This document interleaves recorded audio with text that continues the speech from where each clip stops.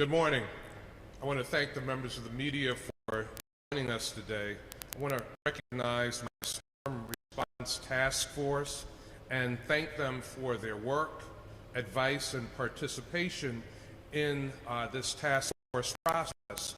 I want to thank all of you for making the safety of our residents a top priority. Last winter, as you all know, our city was impacted by two historic winter weather events, one in November and one in December. The December storm wasn't your typical Buffalo snowstorm. FEMA called it a disaster level storm. Disaster is defined by FEMA as a situation that exceeds the response capability of the local jurisdiction and requires state and potentially federal involvement. And that's exactly what we saw last year in our city. With these historic storms, we learned that pre-preparation is critical. It's critical not only for government entities, but it's critical for our residents, businesses, and not-for-profit community as well. The price tag associated with recovering from these storms was tremendous. The city alone expended more than $10 million for the December blizzard and over $4 million for the November storm. As part of our recovery efforts, we engaged in extensive reviews of our responses, and my Storm Response Task Force did this for months. Again, I want to thank all of you for the time and effort that you have put into this process. The task force has worked reviewing last winter's outcomes and providing recommendations for improved winter weather response. The recommendations that we are providing today include the following: winter public service announcements, winter safety public service announcements. The City of Buffalo and Charter Communications has partnered to produce several public service announcements to inform residents about how to stay safe during winter weather emergencies. These public service announcements will start airing on December 1st on Spectrum television channels in Buffalo and throughout the Western New York region. Snow fighting equipment. The City of Buffalo Department of Public Works has acquired on loan 6 additional plows from the New York State Thruway Authority. We will have a total of 10 plows added to the fleet this year. Snowmobiles and UTVs. We found last winter in the heavy snow that snowmobiles proved to be very helpful.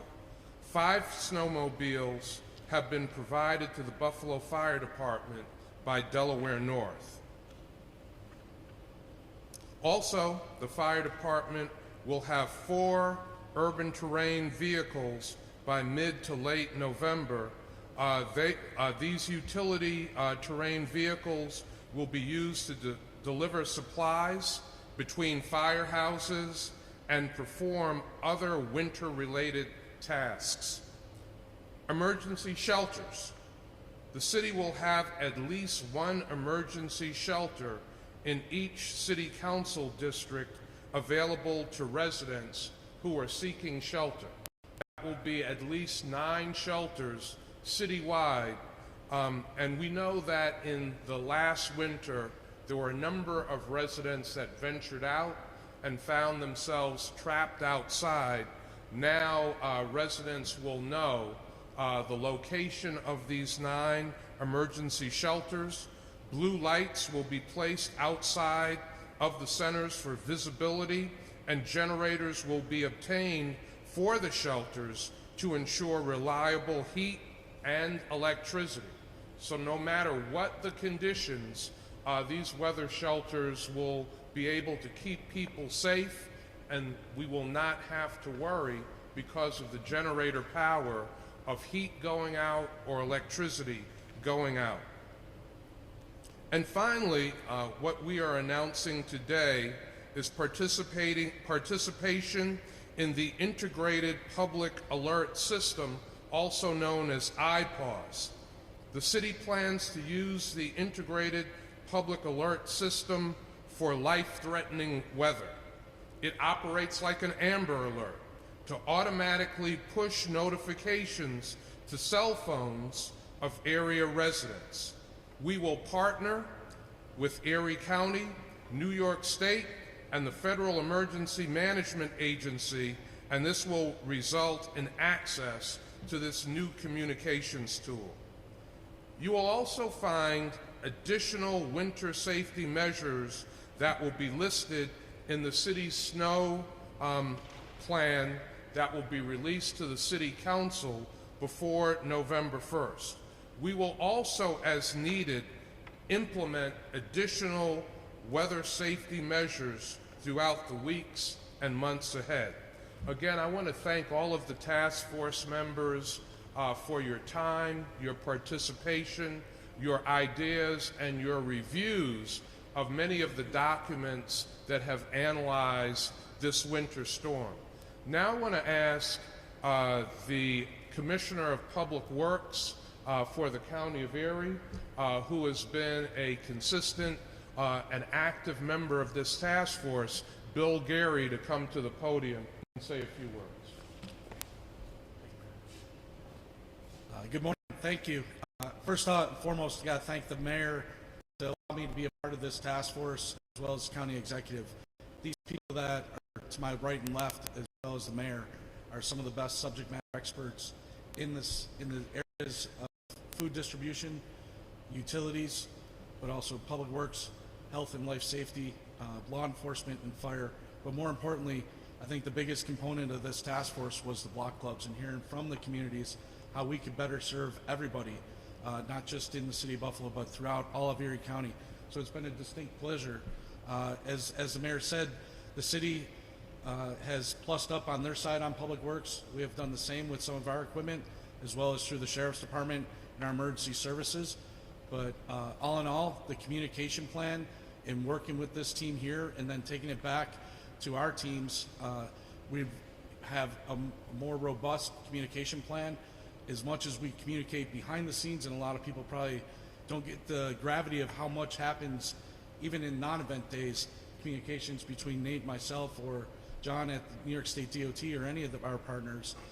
This only reinforces it, and it's been a great experience being a part of this, and I look forward to working more, hopefully not in emergency events, but more day-to-day routine type vanilla stuff. But when it comes to an emergency event, I'm confident that we're prepared and better positioned in the city of Buffalo as well as Erie County.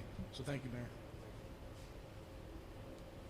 Mayor. Thank you very much, Commissioner Gary. And again, I want to thank County Executive Mark Poloncarz for participating in this winter weather task force with the city of Buffalo. The county was at the table at every meeting. And I want to thank Governor Kathy Hochul for having state agencies participate in every meeting of this task force. One of the things that has come out of this process is more consistent communication pre-event between city, county, and state agencies. And again, I want to thank the county and the state for their constant communication, participation, and support as we head into this upcoming winter season. With that, I'll open up to questions that the members of the media have at this time. How often did the task force meet and for what period to what period? The task force met over a period of several months. This is the 5th meeting of the task force today. I want to thank the task force members. There were a number of reports and documents that were prepared analyzing the response to last winter by the city, the county, and the state. The task force members reviewed all of those documents, they listened to suggestions and recommendations that enabled us to come up with these recommendations that we're providing today. With these recommendations, new equipment, all these things, do you feel like you're in a better place for this winter? I do feel like we're in a better place for this winter. We all have new equipment. We have more maneuverable equipment, equipment that we can use in very heavy, extreme weather conditions. The communication has been extensive, not only looking at big ticket items, but items that are lower level that you might not think of if you weren't constantly communicating. So as I mentioned yesterday, I think city, county, and state individually are better prepared, but I also think collectively we are better prepared than we were for the extreme weather that we saw last year. You mentioned iPod.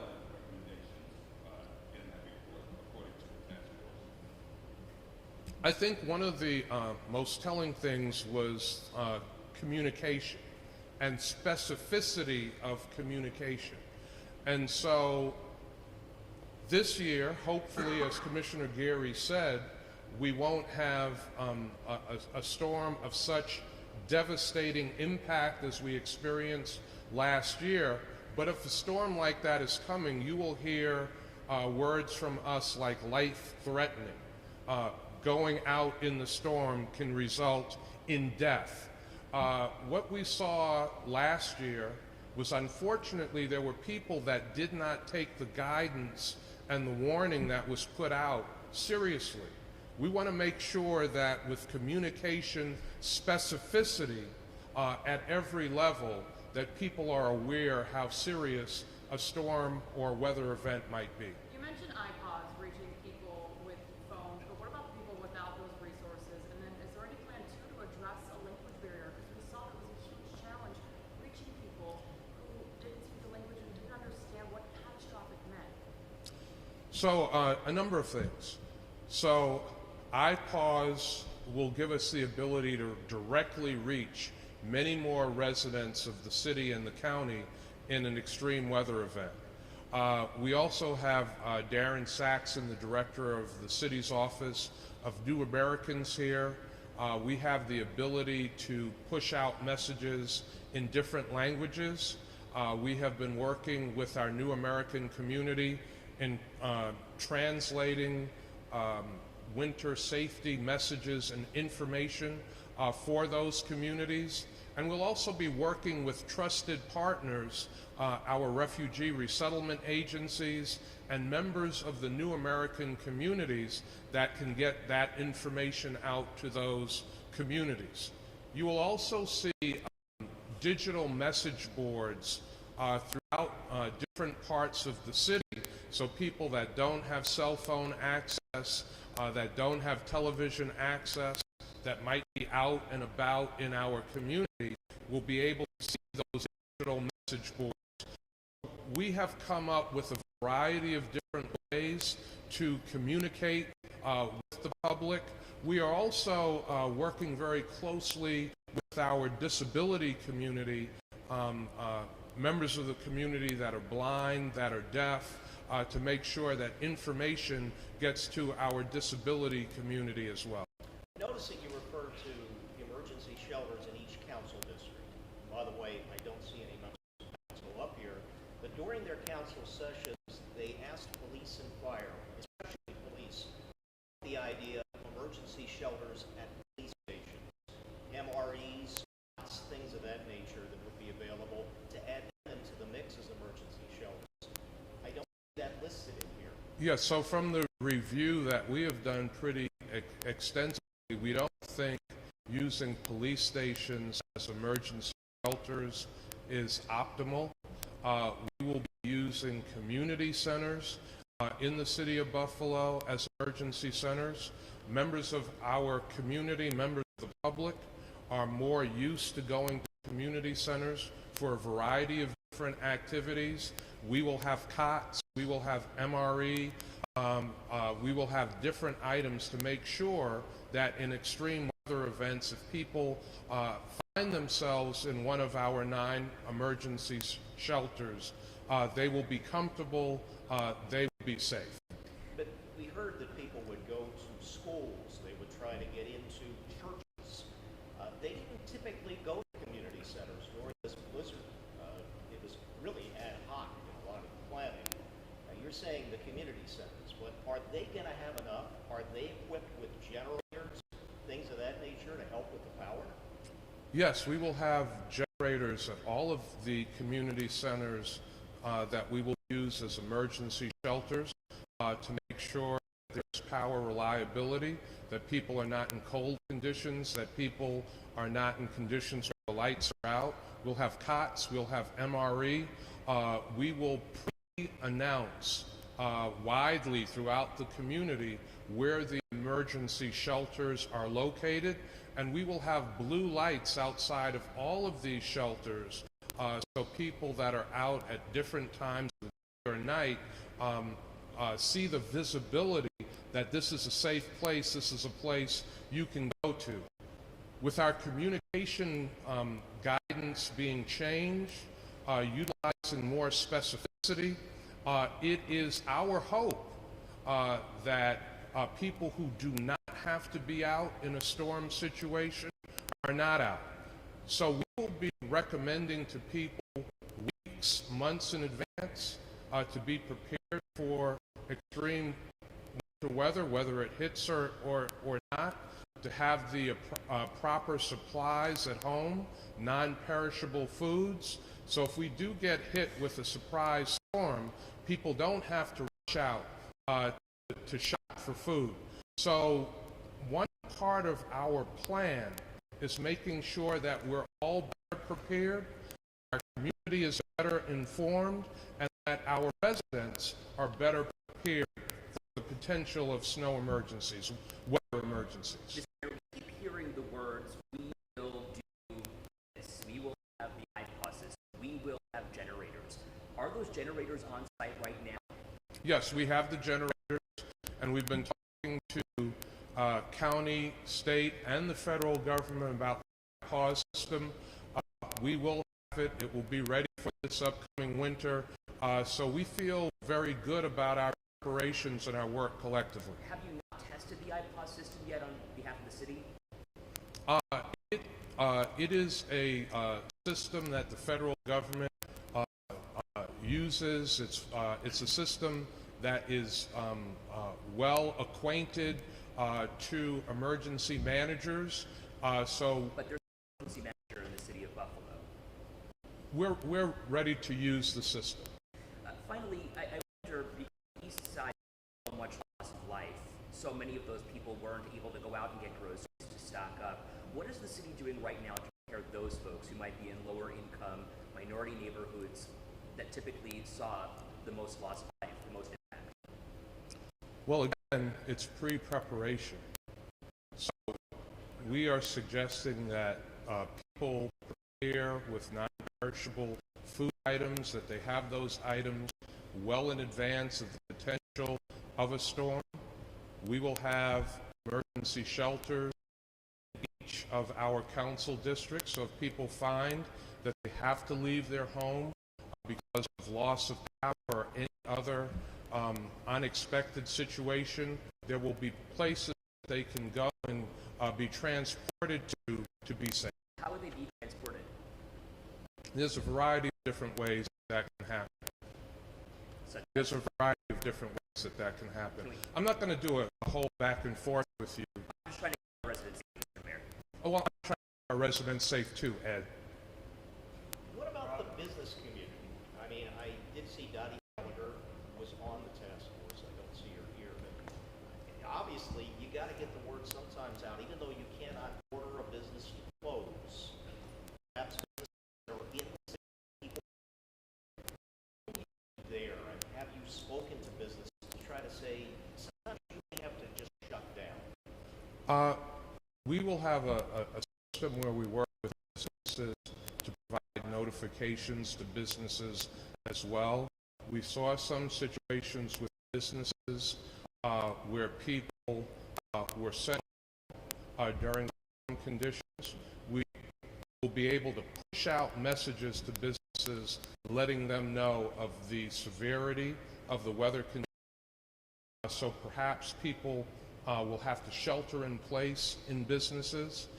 Depending on the severity of a storm, if there are going to be road closures, we want businesses to know that. So we will be communicating directly with the business community as well.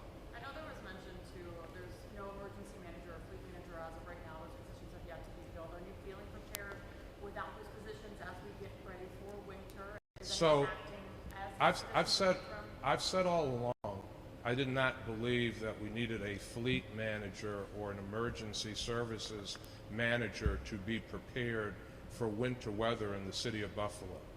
We do have searches that are ongoing for both of those positions. We've interviewed a number of individuals for both of those positions. There will be another round of interviews next week. Those positions are not filled at this time, but we don't believe in the city of Buffalo that that will have any adverse impact on our ability to respond to extreme winter weather. Aren't you kind of slow walking that though, Mr. Mayor? Let's be honest. I mean, look at all the time that has gone through here in terms of the months without having an emergency management services candidate. It's taken a while here, and every other government entity seems to have one. I mean, let's be honest. Well, the first thing I'll say is not every other government entity does have one. Well, the city of Rochester, they have one. It's not just their Well, you're fire department. mentioning one other government, not every other There's government others entity. that we hear emergency management, the stress on it. The federal, the state, the county, everybody. Again, has it. in the city of Buffalo, for years, the fire commissioner working with his deputies have provided emergency management. Was it adequate in this case, sir? I feel it was adequate. Do the numbers say that? The deaths and things of that nature that you saw? Listen, you can't blame the deaths on not having an emergency manager. That has nothing to do But with there it. was coordination problems, sir. You admit I'm not going to say that there were coordination problems. communications. Our fire department was coordinated. We communicated within city government. There was communication between city government, county government, and state government. We have conducted interviews for fleet manager, for emergency services manager. There are interviews again next week. We have not found the individuals that we think can adequately fulfill those job responsibilities, and we're not going to hire just to hire. We're looking to get the right people with the right qualifications to do the proper job for our residents. Commissioner Ronaldo, can you just step in Ron's point about the coordination, the task force that was put together, responding to a dozen fires during the blizzard, and not one serious injury? Yes, just to elaborate on what the mayor said. Yes, the fire department, in concert with all the other city departments, we had constant coordination and communication, not only internally but externally as well. We had embedded personnel at the county EOC. We're continuously exchanging information. So I think that's what I consider a false narrative to say that we did not have coordination and cooperation, not only internally but externally as well. So we're getting better at it. I mean, we've had a lot of professional development, continuous education amongst members of the fire department and other city departments as well. So we're getting better in all of those areas, and I believe we're going to perform better during the next emergency.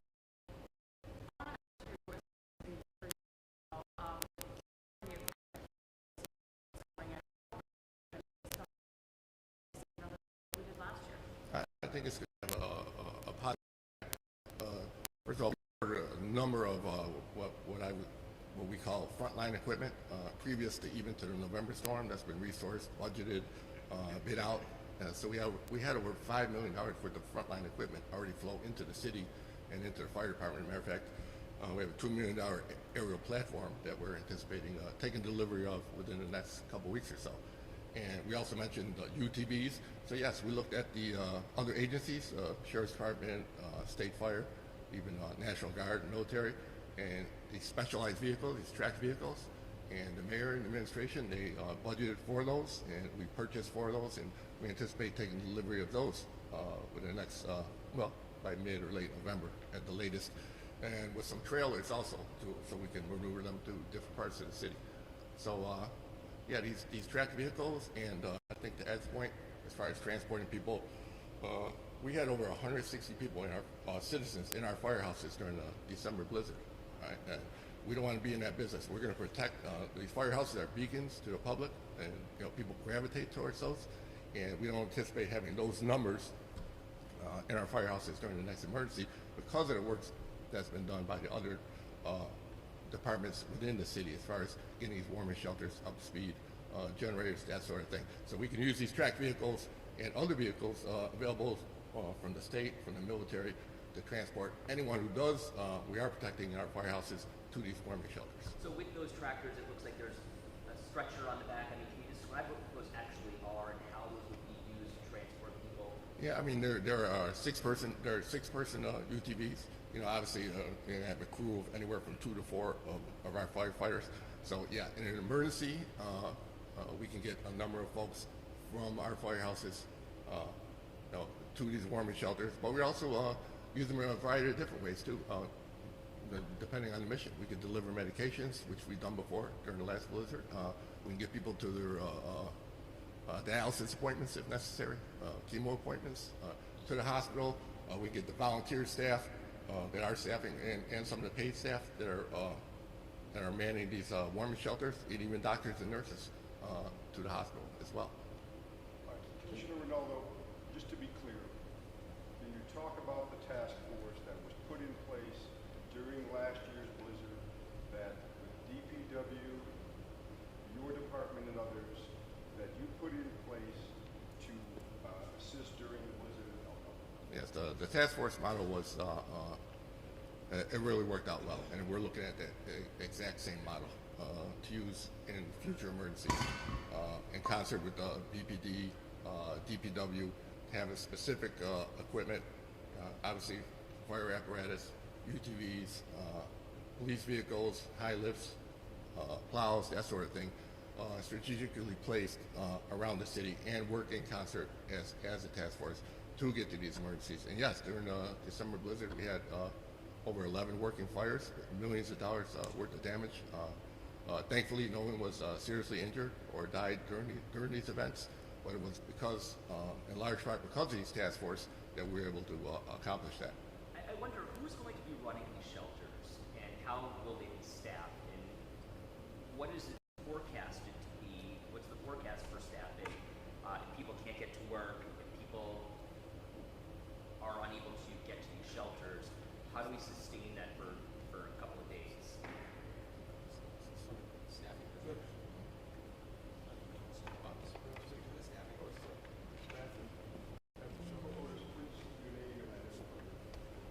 Otis T. Barker, Senior Commissioner, Community Services and Recreational Programming.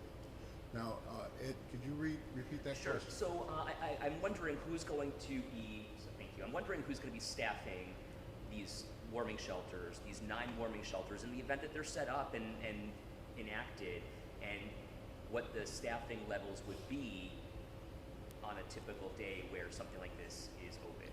Well, it'll be a combination of things. We'll be, of course, using city staff who work at those particular centers, as well as staff from the Buffalo Public Schools and staff also from volunteer operations. They've already committed to participating as well. Will there be medical staff? We haven't talked about medical staff as of yet, but we certainly will be looking down the road on that too. Mayor, Commissioner Martin, in terms of the equipment needed, can you speak to, how many plows you have, how many are expected, when they're going to be here, and do you think that you have enough for another event like this? Well, yes, I'll go to, you asked that question a little bit earlier. So the equipment, we've got the 10 extra plows coming in. That'll give us, with all 10 come in, those 4 expected by the end of the year, 54 between plows and high lifts. Those major snow moving types of equipment. We have other miscellaneous equipment, but those are the ones that are on the streets moving it. For a disaster, as the mayor said, by definition, a disaster is defined defined as something that a municipality overcomes the municipality capabilities. No municipality can handle a disaster on their own, that interagency municipal cooperation. So the partners with Commissioner Geary and Erie County, which we communicated and coordinated throughout the winter, from a DPW perspective, certainly, regional operations director John Cogswell from the DOT, we've had that coordination communication to bring that supplemental equipment in that is required in those big events. The equipment that we have coming in this winter will be good for our handling of the normal snowfall in the city, but those extra disaster level events, that's where we have to have that cooperation. So. Commissioner Martin, can you be clear how many pieces of equipment were in the city of Buffalo at the height of the blizzard? At the height of the blizzard, the exact number 602, 608, so 608 pieces of front loaders, dump trucks, high lifts working the city. That is not any number that a municipality, certainly the city of Buffalo, can have sitting in a yard waiting to be implemented. That reach out, the connectivity with the county and the state, the federal government, when disasters happen, is what gets us as a community through. It's that cooperative effort. Mr. Mayor, one last question for you. Even though it's probably more of a personality dispute, there was a public perception when the county executive, who I know can't be here today, but I know the commissioner is, did raise questions about the city's response. Have they been smoothed over? Do you feel now working as one with the county executive to make sure that the city's response and the county's response will be symbiotic? As I said a dozen times now or more, there was absolutely no dispute between me and the county executive. And there have been dozens and dozens of meetings between county staff and city staff since that last winter season, November and December. So yes, we are in complete communication with the county and the various county departments. We're in complete communication with the state and the various state departments. And in this task force process, representing the county executive, Commissioner Bill Geary has been at every single meeting. So there is no dispute. As far as I was concerned, there was no dispute then, and we continued to work and do what we had to do for our residents. Mayor, I think Colin, you just want to feed me with this, and then we want to make a couple calls. Morning, Colin Bishop, Chief Communications Officer for Feed More Western New York. And I know the question was asked about making sure that everybody had food during the storm. This is what I want to say, that I thank you, Mr. Mayor, for inviting Feed More to be a member of this task force. I think that shows that we recognize that food security and making sure people have access to food before and after a storm is paramount. So being on this task force has been a great way to combine efforts, make sure that everybody is aware of the work that Feed More Western New York is doing, where we have resources pre and post-storm available. So it's a coordinated effort between our organization, between the city of Buffalo, between Erie County, preparing blizzard boxes and getting them out ahead of storms as storm preparedness, and then also where they're stored during the storm, so that we can be reactive and make sure that community members and all levels of government know where those boxes exist and how to get them into to the homes of people who are most vulnerable during a storm and lack that food resource. Okay, we all good? Can we ask one last question, Mr. Kajawa, with the transformer stations? Has that work all been done with curtains, things of that nature, that you were looking at fixes to try to prevent the freezing up of the equipment? Sure. So in the immediate aftermath of the blizzard, National Grid installed what we call blizzard kits at our substations in the city of Buffalo. And those kits allow us to have torpedo heaters that would be able to warm up the transformer bays that are open to the environment. In addition to that, we would be able to tarp off the transformer bays in advance so that we could prevent snow from getting in there. We're also heading down a parallel path of installing permanent louver systems at our stations that still have the fencing in place. We are anticipating delivery of the louver systems to come in within the next few weeks, and then once those louver systems come in, our crews will then start installing those louver systems at our stations.